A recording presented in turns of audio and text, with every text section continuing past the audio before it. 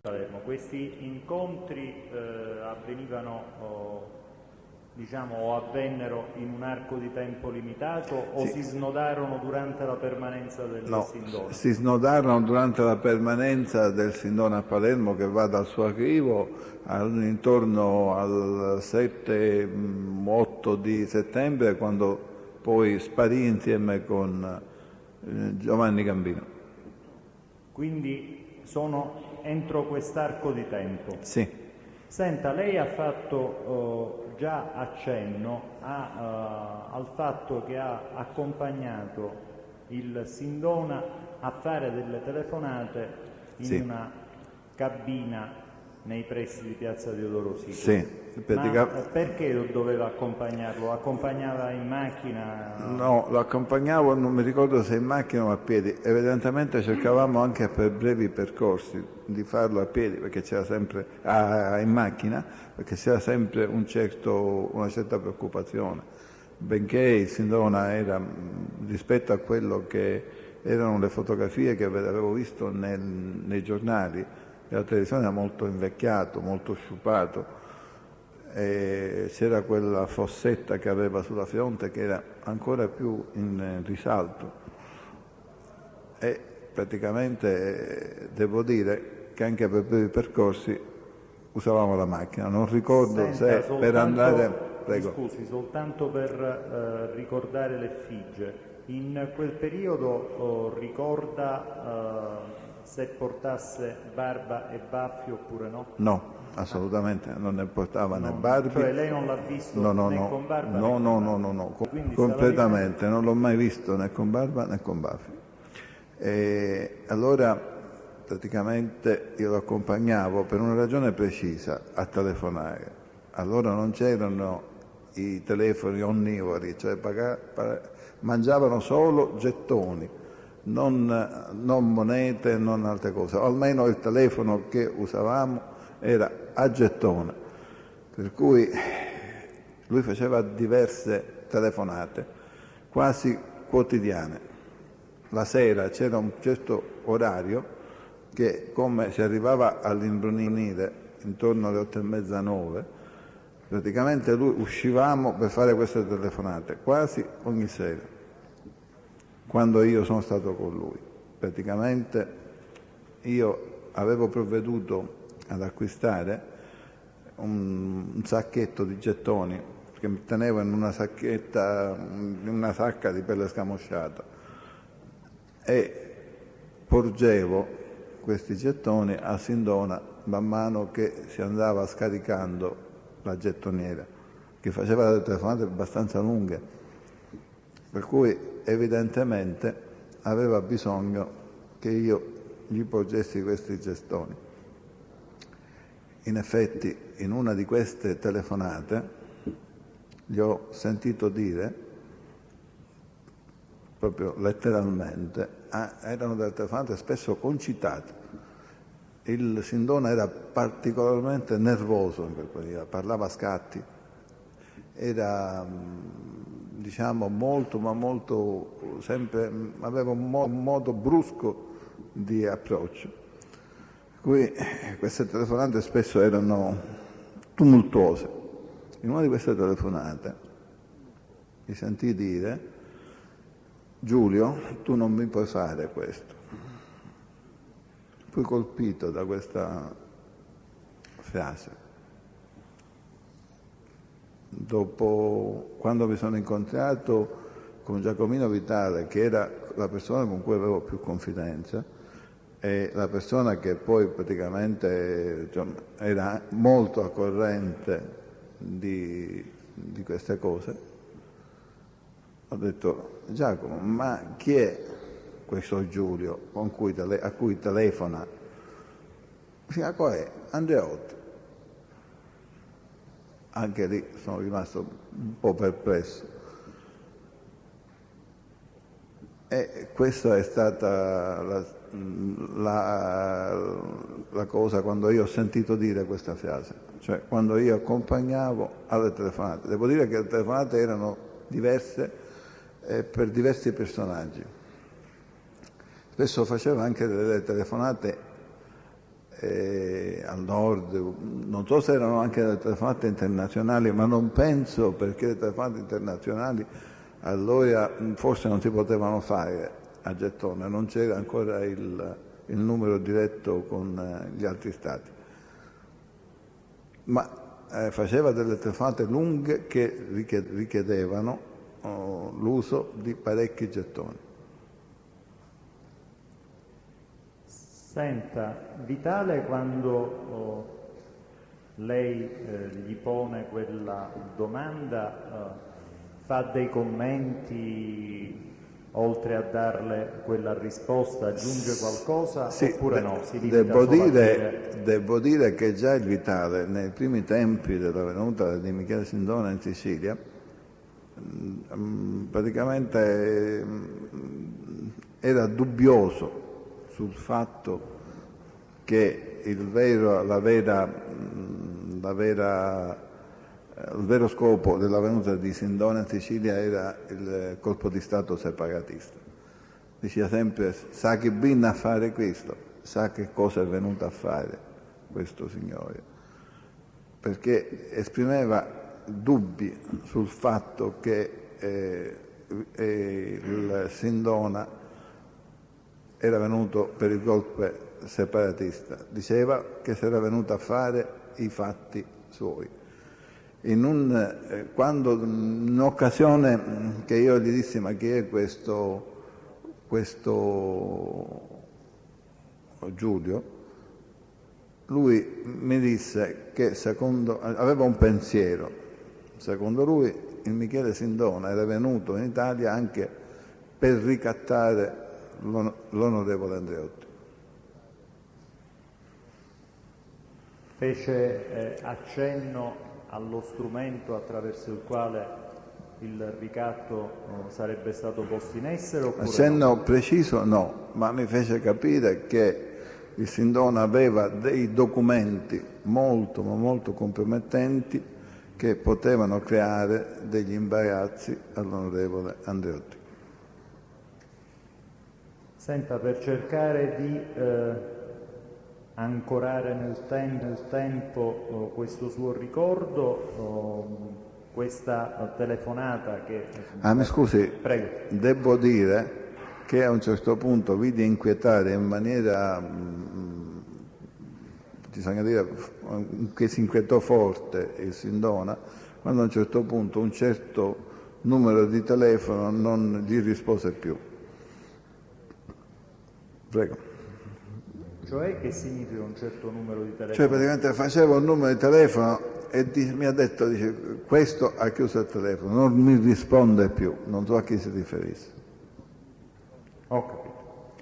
Le stavo chiedendo, per cercare di ancorare nel tempo questo suo ricordo, Sì. riesce a darci una indicazione rispetto al periodo complessivo in cui Sindona è stato sempre accanto a lei, diciamo, meglio sì, lei accanto diciamo a dal periodo dal 20 dal 18 agosto fin tutto il periodo che io non ho visto più dopo la venuta di Giovanni Gambino in Italia. Cioè, naturalmente c'erano pure dei momenti che io non è che ero poi full time a sua disposizione. Quando c'ero, io l'ho visto fare queste telefonate. Poi chiaramente, magari ne avrà fatto altre nel momento che non c'ero, per esempio quando siamo andati a Gioia Tauro, quando siamo andati a Montesovio, quando insomma Vabbè, è chiaro che non può rispondere solamente quello che io ho visto. Sulle cose che sono cadute sotto la sua diretta percezione. Perfetto. Senta, riprendiamo un attimo il filo. Mi scusi un attimo, devo dire una cosa. Quando Giovanni Gambino venne, in un slang sicuro-americano, domandò a Giacomino Vitale non usi termini inglesi, perché poi il trascrittore molte volte non lo capisce. Ho capito. Allora, in dialetto sicuro-americano, mi scusi, mi lascio trasportare la volta. in dialetto siculo-americano, Giovanni Gambino disse chi ero io, si informò chi ero io. Il Giacomino ci disse è un nipote di Turiddu Celesti, è un nipote di Salvatore Celesti. Praticamente si rassicurò perché mi guardava con un certo cosa. Chi ero io che assistevo a queste cose di un certo pericolo, di una certa segretezza. Devo dire che quando il Sindona era ospite della signora Longo, ho visto parecchi esponenti mafiosi frequentare la casa della signora Longo. E cosa si dicevano questi soggetti quando si incontravano fra loro e con Michele Sindona? Sì, se riesce a ricordare. Praticamente una volta ho assistito a una conversazione che più tra Michele Sindona e questi soggetti era tra di loro. Cioè, una volta ho assistito a una conversazione tra Calogero Di Maggio e Stefano Bontade in cui tra il serio e il faceto, ma mica tanto faceto, si volevano parlavano di chi si doveva prendere le banche, chi si doveva prendere il Banco di Sicilia, chi si doveva prendere la Cassa di Risparmio. Onestamente per un'espressione... In che senso si doveva prendere? Cioè praticamente se questo golpe veniva finalizzato poi dovevano spartirsi quelle che erano gli enti di maggiore importanza. Okay. E in questa cosa suscitò anche a me una certa ilarità, perché pensando a Calogero Di Maio che voleva la Cassa di Risparmio, insomma, come Presidente della Cassa di Risparmio non penso che era il tipo adeguato. Senta, ritorniamo ancora al progetto separatista. Lei dopo Montesoro fa altra attività oppure... No, vengo a conoscenza di altre attività. Cioè praticamente è successo questo, che io sono stato incaricato di andare a prendere all'Hotel de Palme a Palermo il dottore Aldo Vitale, che io trovai nella hall di detto albergo. Non so se era ospite di questo albergo o era lì per incontrare qualcheduno. Il Giacomino mi aveva detto di portarlo a Renda e arrivando là capì che c'era organizzato un pranzo con finalità di parlare dopo di questa situazione della venuta di Michele Sindona in Sicilia e della conseguenza di quello che era venuto a fare. Dopo poco tempo arrivò un'altra macchina guidata da una persona che poi io ho saputo chiamarsi Attinelli. Come? Attinelli. Questa persona accompagnava quello che poi mi fu presentato come Licio Gelli, fratello massone. Licio Gelli allora non era più giovane di quello che poi l'ho rivisto nelle fotografie dei giornali, aveva i capelli ancora appena brizzolati. Mi colpì la cosa perché portava un occhiale scuro che non si levò neanche quando siamo rimasti a pranzo lì. E praticamente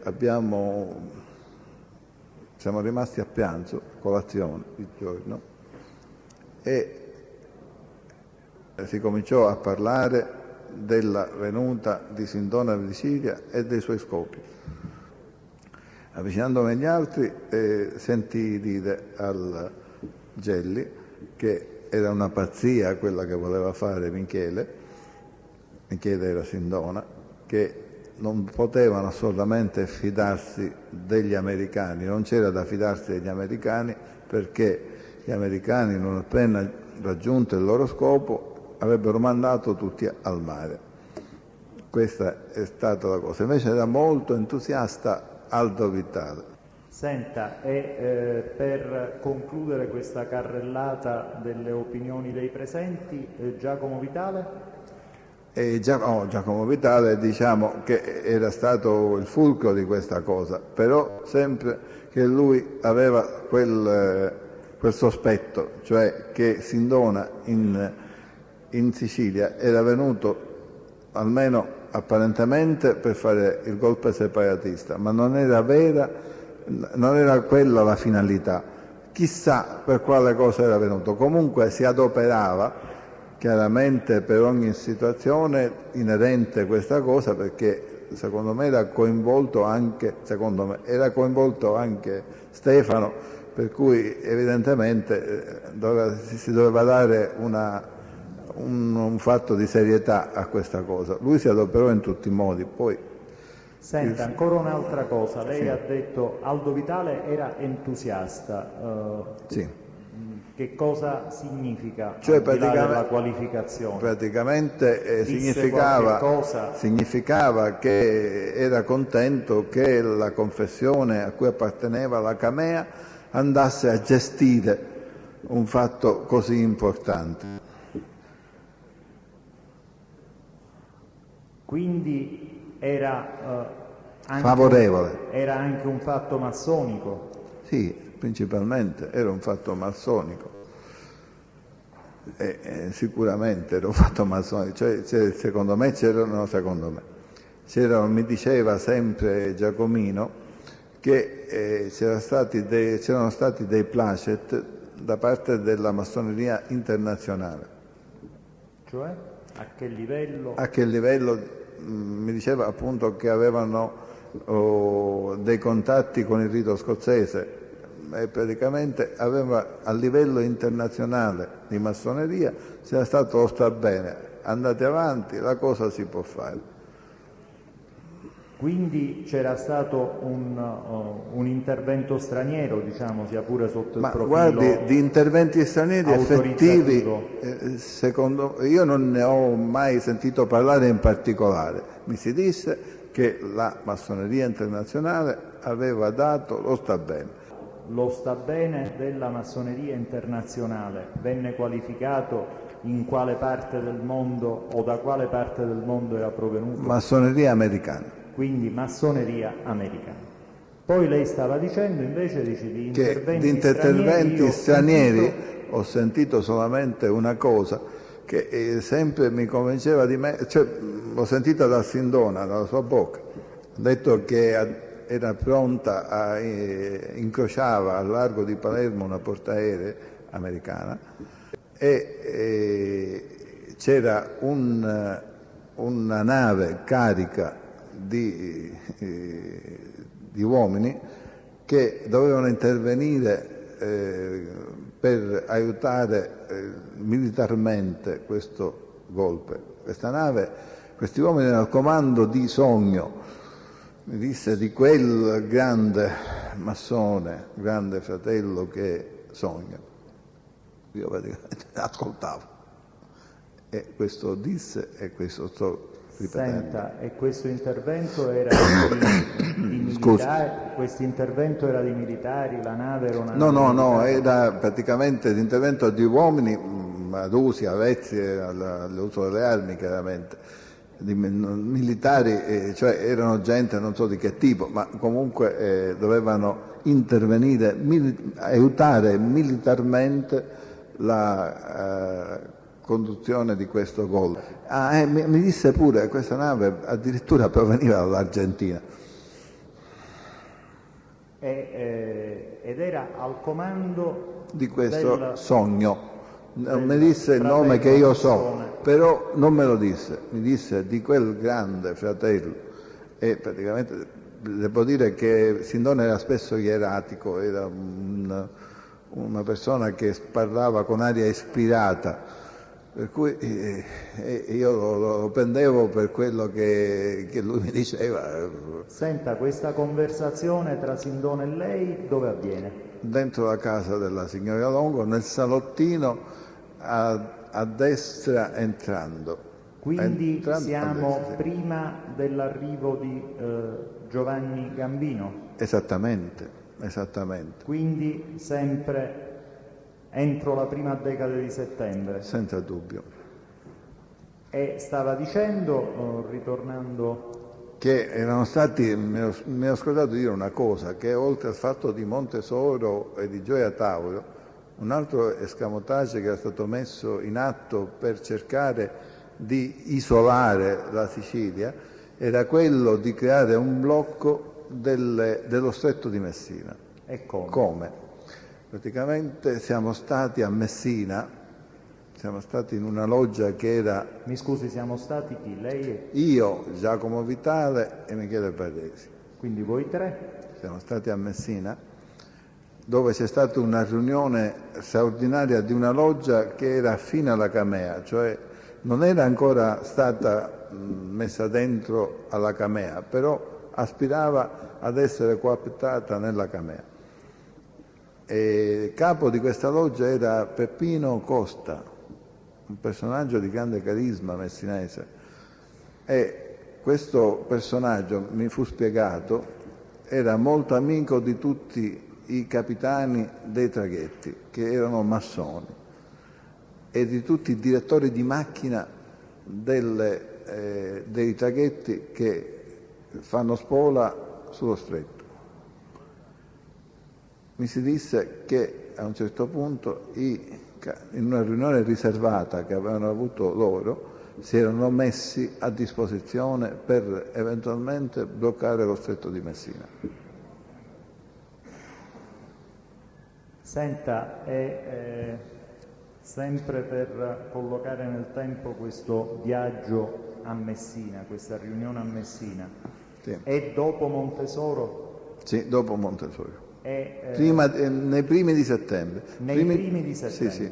Diciamo che l'attività che fu fatta in quei giorni, che io ho avuto occasione di vedere Sindona, quando sono stato con Sindona, è stata più notevole. Le mie qualità, non di autista ma di pilota, sono state messe a dura prova. Senta, a parte Messina, siete andati in qualche altro posto o lei ha avuto notizia di altra attività?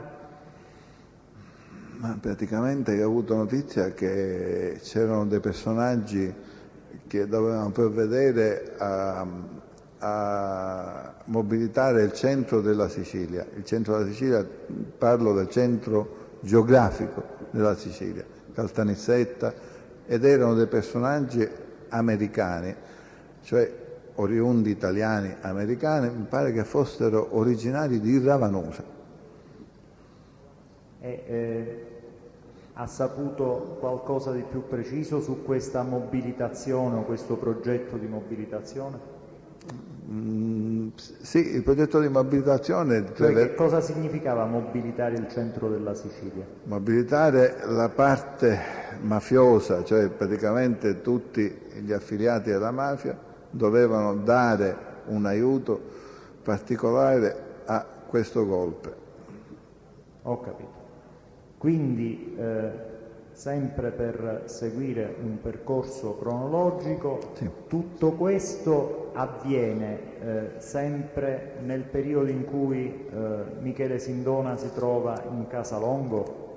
Sì, sempre nel periodo che avviene questo, sì, sempre nel periodo di Casalongo. Sempre nel periodo di Casalongo. Sì, perché poi a un certo punto... Lei ha detto, poi arriva Giovanni Gambino e lui si trasferisce, cioè sparisce, mi pare che abbia usato questo... Sì, praticamente io non l'ho visto più.